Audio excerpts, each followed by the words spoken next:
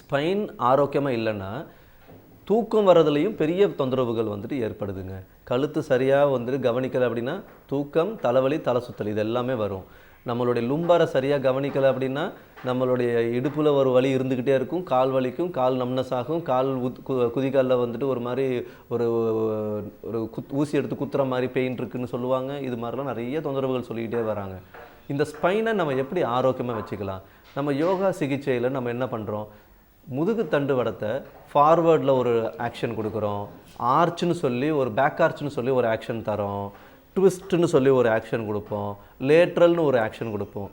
இந்த எல்லாத்தையுமே ஸ்டாண்டிங்லேயும் கொடுப்போம், சீட்டட்லேயும் கொடுக்கலாம், லையிங்கில் கொடுக்கலாம். லையிங்கில் வந்துட்டு நம்ம சுப்பைன்லேயும் கொடுக்கலாம், நம்ம ப்ரோன்லேயும் கொடுக்கலாம். இது எல்லாத்துலேயுமே இதை நம்ம வந்துட்டு கவர் பண்ண முடியும். ஒரு பேசிக் நம்ம என்ன செய்வோம் யோகாவில்? மூச்சு காற்றை நல்லா இழுத்து விடுவோம், மூச்சு காற்றை தரமாக வச்சுக்கணும்.